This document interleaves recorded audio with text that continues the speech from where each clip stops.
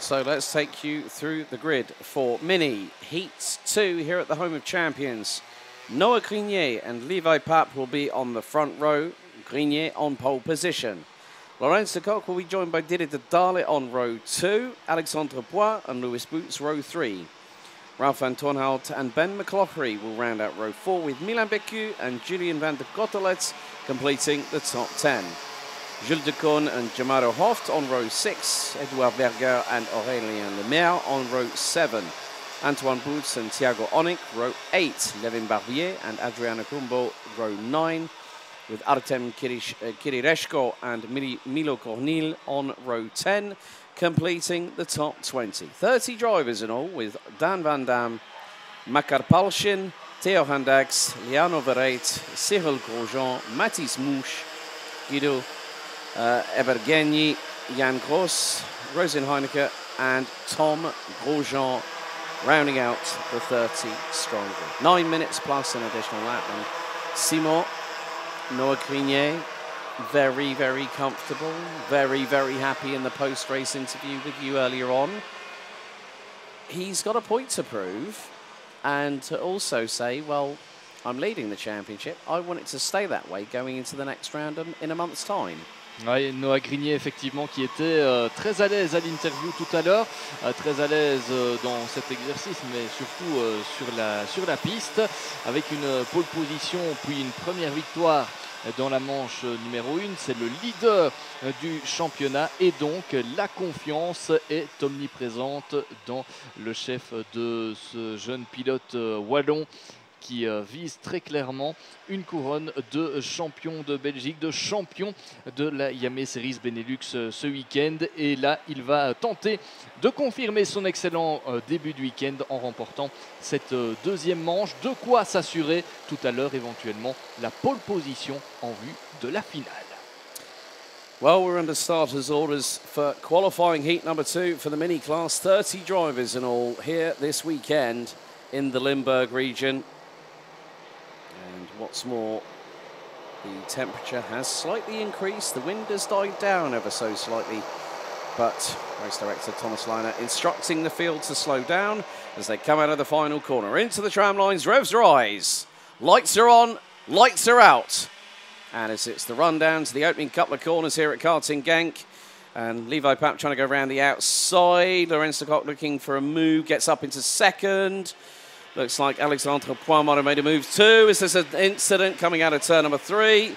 One pointing 90 degrees to the left-hand side. There's also another one struggling a little bit further in the background as Laurens de Kock loses second position going into turn 6.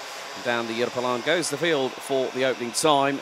But again, Noah Grenier holding his nerve, standing his ground, and has already got the best part of a 6 to 8 kart length lead as they go through turn 8. Le départ idéal de la part de Noah Grenier qui a conservé sa première position, mais il creuse aussi l'écart déjà en tête de la course, ce qu'il avait déjà réussi à faire dans la première manche. Physionomie un peu similaire donc dans cette deuxième manche qualificative pour Noah Grenier.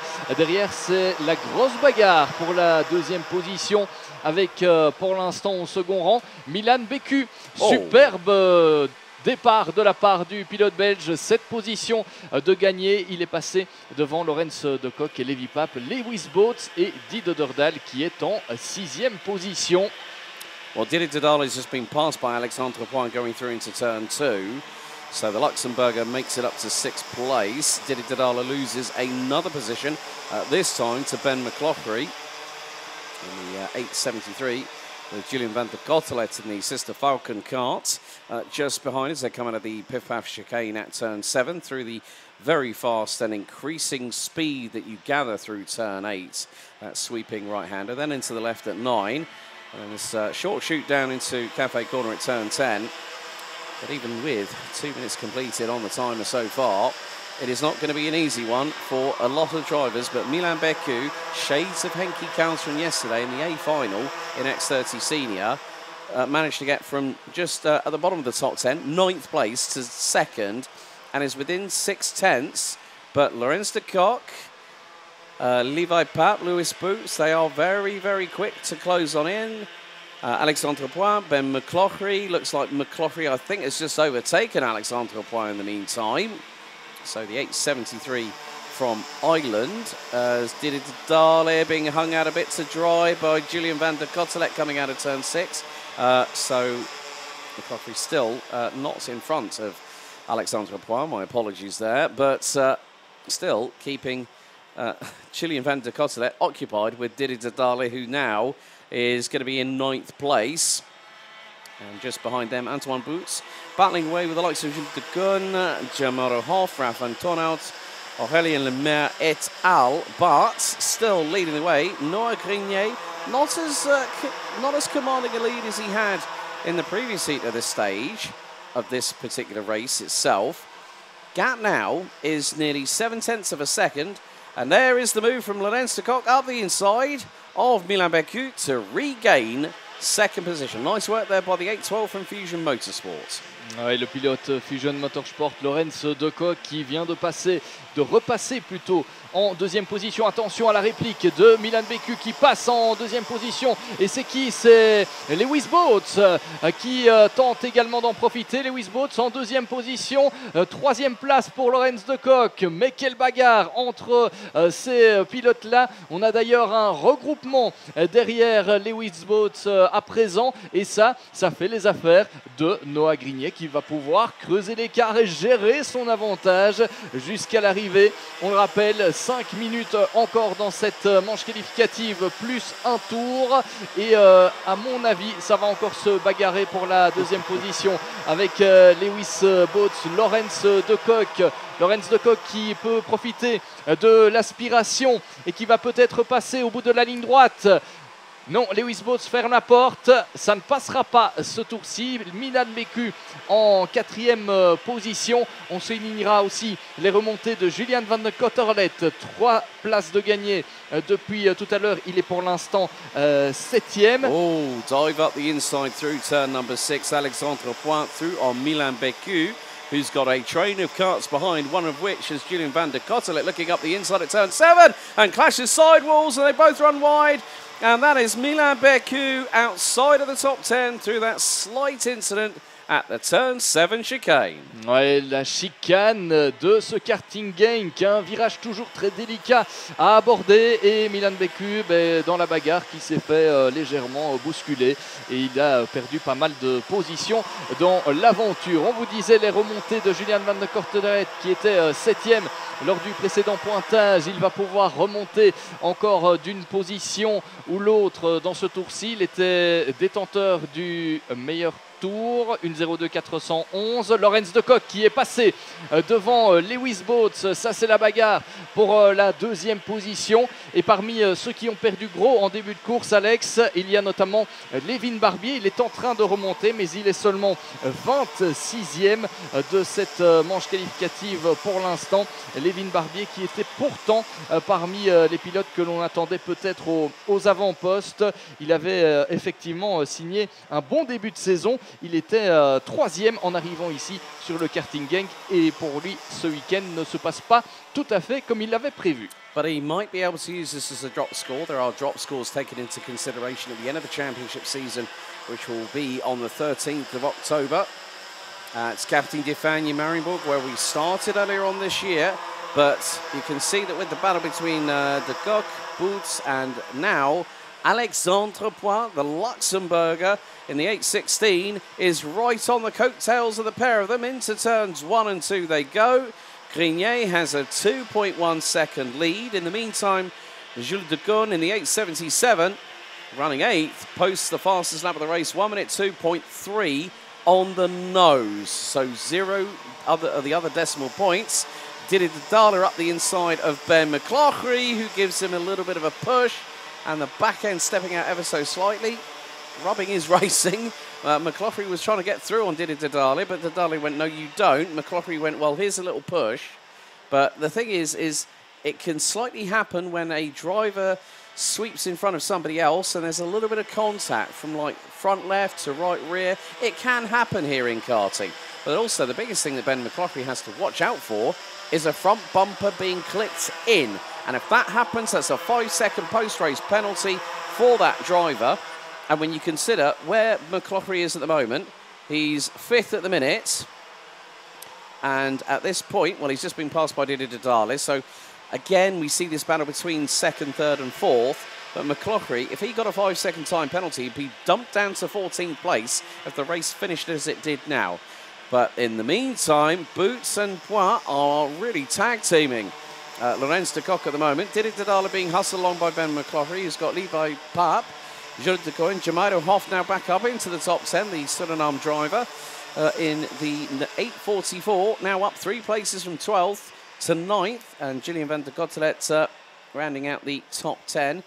Guido Ebergenyi in the 8:25 has moved up 10 positions from 27th and is 2 places away from hitting the top 15. But we're going to go on to our penultimate lap of this second qualifying heat, and at the moment, the way things are going, Grenier, for the 2nd time in a row, ranking after heat's leader, will gain 80 points. But de Kock, Boots and Poix are still very much intertwined over the battle for 2nd place. Une large avance pour Noah Grenier qui mène les débats avec 2 secondes 3 d'avance sur ses plus proches poursuivants. Pour l'instant, c'est un début de week-end sans faute pour le leader du championnat. Derrière, vous le voyez, c'est toujours assez serré entre Lorenz de Kock, Lewis Boots et Alexandre Poix pour la bagarre dans le top 10. Vous l'avez vu aussi avec cette nouvelle manœuvre de dépassement. C'est toujours très serré également, alors que l'on entre tout doucement dans le money time de cette manche qualificative. Il va rester un tour d'ici quelques instants et peut-être l'attaque d'Alexandre Poix, qui passe devant Lewis Boots. Il a attendu son heure patiemment, Alexandre Poix, et le Luxembourgeois est finalement passé en 3e position. Très belle manche qualificative de la part d'Alexandre Poix. Maintenant, il va falloir résister à la réplique de Lewis Boots. Ben McCloughery trying to go up the inside of Didi Didale, but Jules right up the inside, Jules de Koon with an absolute send and a half, catches Ben McCloughery unawares. We're on the last lap, c'est dernier tour en ce moment, and Noé Grenier is just literally half a lap away from securing pole position for the final this afternoon at 4:30 p.m. local time, and still the battles wage on, as that is a moment for Alexandre Poix, that is Lorenz de Kock and Lewis Boots that gets through, and all that hard work, all that bit of risk versus reward for Alexandre Poix has come unstuck, and there's Didi Didale, Jules de Koon and Ben McCloughery. But it's going to be 2 for 2. Pole position, 2 qualifying heat wins, and it's Noah Grenier who wins the 2nd qualifying heat. That's pole position for the final once again, and it's a 4-wide. Make that 5-wide exchange for 3rd. Didi Didale by a whisker. Didi Didale steals 3rd behind Lorenz de Kock. My goodness me. 5 wide at the line. So Grenier takes the win by 3.5 seconds. Lorenz de Kock, 3.5 seconds behind. Okay, we're going to take a little bit of a look at this one. Didi Didale, 4.702 seconds back from Grenier. You add 74 thousandths to that. Lewis Boots, 4th. Jules de Koon, another 15 thousandths back. That's 5th. And then Alexandre Poix and Ben McCloughery, literally those 5 drivers covered by 0.163 of a second, and they were 5 wide. I have not seen that ever here at Karting Genk. There's a lot of firsts I'm seeing here in 2024. Alexandre Poix, Ben McCloughery, Julian van der Kottelet, Jamairo Hoff, Levi Pape rounds out the top 10, having started on the outside of the front row. Antoine Boots, Aurélien Lemaire, Ralph Antonad, Milan Becu drops to 14th at the end, ahead of Makar Bolishin, with Adriano Kumbo, Jano Verheid, Dan van Dam, Guido Ebergenyi, Theo Handax, Mathis Mouche, Cyril Grosjean. Right, Ebergenyi gets a penalty post-race push to pass, 5 seconds, dropping the 8.25 down to 24th. So Mathis Mouche 20th, ahead of Cyril Grosjean. Artem Kikireshko, Edouard Bergeni 24th, Levin Barbier. What a difficult weekend for the youngster from Belgium in the Triple Eight, 25th at the flag ahead of Milo Cornil, Rosalind Heineke, and then we've got Thiago Onik, Tom Grosjean, and Jan Gross, all making it to the checkered flag, but Grenier secures his place once again for the final on pole position.